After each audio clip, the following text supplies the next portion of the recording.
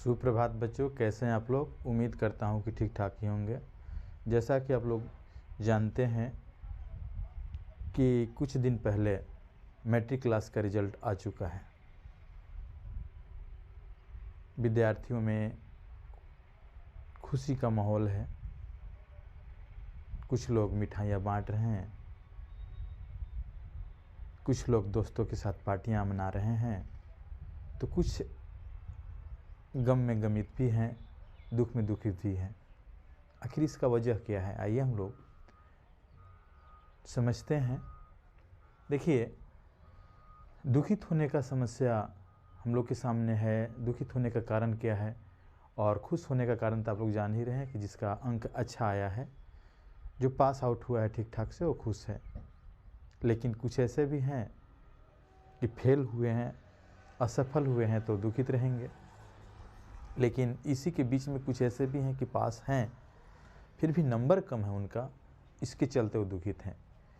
तो पहला समस्या देखिए है अंक से संबंधित समस्या, जिसका अंक कम बेसी है, इस पर हम लोग चर्चा करेंगे। दूसरा है विषय चयन की समस्या। इन दोनों में सबसे ज़्यादा जो लोगों को परेशान कर रहा है वो अंक संबंधित समस्या है। यानी अंक के समस्या की वजह से वो दुखित हैं। तो आइए इसी के बारे में हम लोग चर्चा करते हैं। पहला जैसे है अंक से संबंधित समस्या। सपोज कीजिए कि किसी का 60% आ गया है, किसी का 75% आया है, किसी का 84% आया है, किसी का 91% आया है। इसी तरह से आगे भी जा सकता है और पीछे भी जा सकता है। मान लीजिए किसी का 50% भी हो सकता है। इस तरह से अंक तो लाया जा सकता है और देखने को मिलता भी ऐसा। तो जाहिर सी बात है कि जो 91 लाया है, 84 लाया है ना, और जो 50 लाया है, तो सबसे कम तो 50 है।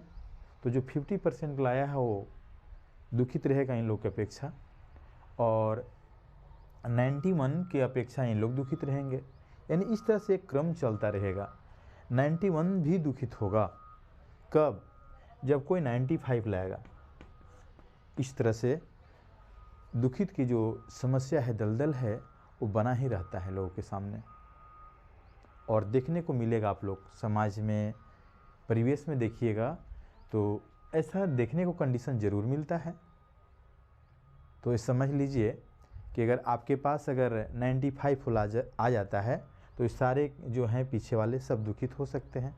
95 भी दुखित होगा कब? जब 98 वाला आ जाएगा। 98% अगर आ जाता है तो 95 वाला इसके अपेक्षा कम नंबर है, अंक है, तो ज़रूर दुखित होगा। उसी तरह से 98 वाला भी दुखित होगा 100% वाला से। तो कहने का मतलब है कि नंबर का सिलसिला कम बेसी चलता ही रहता है। कहने की बात नहीं है, बस केवल आप यही जानिए कि आप जितना मेहनत किए हों ईमानदारी से, उतना आप अंक लाए हैं। अगर मेहनत के मुताबिक आपको अंक नहीं देखने को मिलता है तो उसमें सोचने की बात है और उसका भी समाधान है।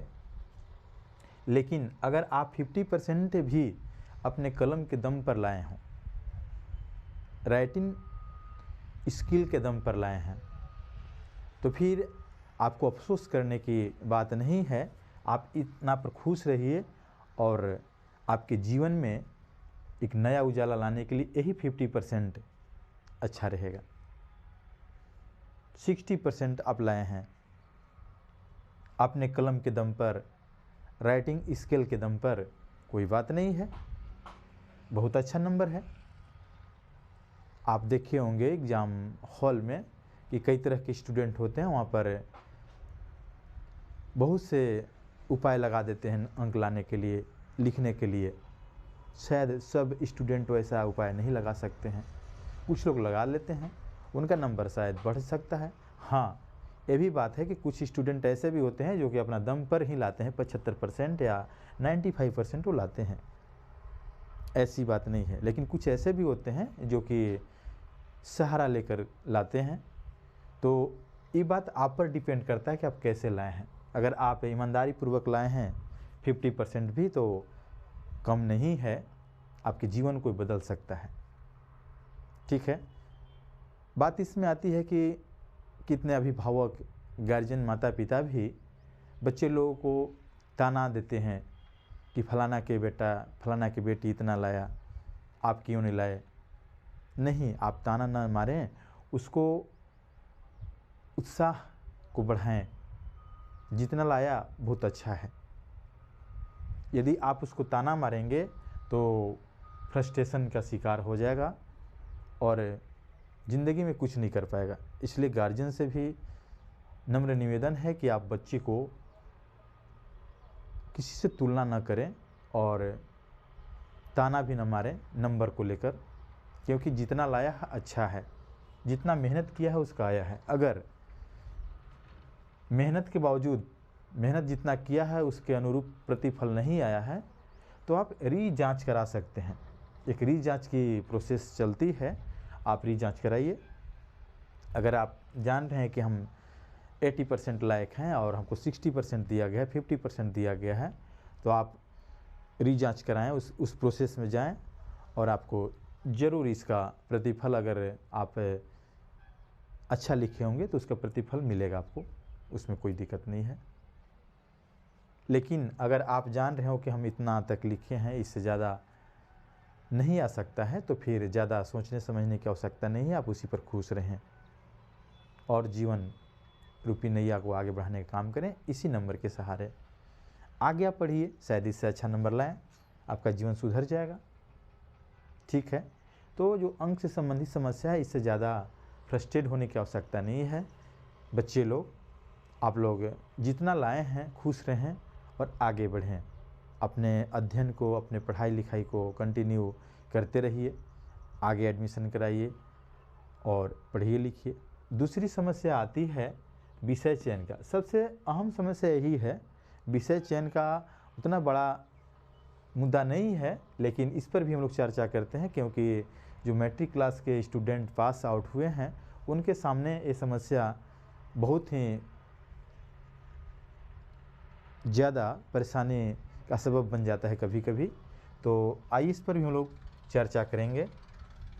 जैसे विषय चयन में क्या होता है कि कितने स्टूडेंट ये समझ नहीं पाते हैं कि कौन सा सब्जेक्ट लिया जाए और कौन सा नहीं लिया जाए। गार्जियन भी समझ नहीं पाते हैं इस बात को, और आनन फानन में लोग दूसरे को देखा देखी विषय का जो बोझ होता है वो डाल देते हैं बच्चों पर। अब जैसे कोई स्टूडेंट मैथ ले लिया, मैथ से इंटर करने लगा, साइंस ले लिया, अब उसी को देखा देखी बगल वाले भी सोचते हैं कि नहीं, जब फलाना के जो बेटा बेटी है अगर वो साइंस लिया है तो हम भी अपने बच्चे को साइंस ही क्यों ना प्रेफर कराएं। लेकिन उस कंडीशन में होता क्या है कि वो साइंस के चक्कर में उसका आर्ट्स वाला भी चला जाता है। कहा ना गया है कि दो विधा में दोनों गए, माया मिली न राम। वहाँ कहने का मतलब क्या है कि अगर देख कर हम देखते हैं कि फलना अगर साइंस लिया, हम भी ले लें साइंस, तो शायद आपके बस की साइंस ना हो, आपका मन उसमें ना लगता हो, आपका उसमें स्ट्रोंगनेस ना हो। इसके वजह से आप ये सोचें कि हम कौन विषय को भली भांति समझ सकते हैं, सहज कौन है हमारे लिए, वो विषय को आप प्रेफर करें और उसी से आगे बढ़ने का प्रयास करना चाहिए। देखा देखी में नहीं, आप पास किए हैं, आपको मालूम है कि हम कौन विषय को अच्छी तरह से डील कर सकते हैं, कौन विषय को अच्छी तरह से समझ सकते हैं, सहज मेरे लिए कौन है, उस विषय को देखते हुए आप इंटर में सब्जेक्ट चयन करने की प्रयास करेंगे। नहीं तो देखा देखी में आपका ज़िंदगी बर्बाद हो जाएगा। आप आर्ट्स लायक हैं, साइंस ले लिए हैं तब पर भी जाएगा। अगर आप साइंस लायक हैं, आर्ट्स ले लिए हैं, तब पर भी ज़िंदगी भर आप अपने भविष्य को कोसते रहिएगा, अपने भाग को कोसते रहिए कि हम साइंस पढ़ने वाले थे, आर्ट्स ले लिए, फंस गए हैं। इसलिए देखा देखी न करें, बहुत बढ़िया से समझिए इसको, किसी एक्सपर्ट से भी राय सलाह लीजिए, उसके बाद तो फिर सब्जेक्ट चयन कीजिएगा। ठीक है बच्चों, तो ये ज़्यादा बड़ी समस्या नहीं है, ये आपका कुछ ही सेकेंडों में, कुछ ही मिनटों में अगर किसी का सहारा भी लिया जाए तो इस समस्या समाधान हो सकता है। जो विषय आपको अच्छा लगे, जो विषय में आप ठीक ठाक हों, उसी विषय को चयन करने का काम कीजिएगा। जिससे उसमें 2-3 फैकल्टी हो जाता है, साइंस, आर्ट्स और अकाउंट्स भी हो जाता है। एक लैंग्वेज तो अभी नहीं आएगा, इसमें 3 ही अभी मान के चलिए, क्योंकि आर्ट्स में ही लैंग्वेज वगैरह आ जाते हैं। फिर जो ग्रेजुएशन में आता है ना, वहाँ पर आपको लैंग्वेज अलग से हो जाता है, तो वहाँ पर हम लोग को लैंग्वेज, साइंस, आर्ट्स ये सब करना होगा। लेकिन अभी जो है आप केवल साइंस, आर्ट्स और एक अकाउंट्स होता है, ये 3 ही में आपको सिलेक्शन करना होगा। और भी कंप्यूटर साइंस भी होता है, तो उसी में ऐड किया हुआ रहता है। लेकिन मेनली अभी जो विषय की समस्या आती है साइंस, आर्ट्स और अकाउंट्स में आती है। आप किस क्षेत्र में जाना चाह रहे हैं इस पर भी ध्यान दीजिएगा, और कौन सब्जेक्ट आपका सहज है इस पर ध्यान देने की आवश्यकता है, और इसी से आप सब्जेक्ट का चयन करेंगे, बहुत अच्छा करेंगे आप।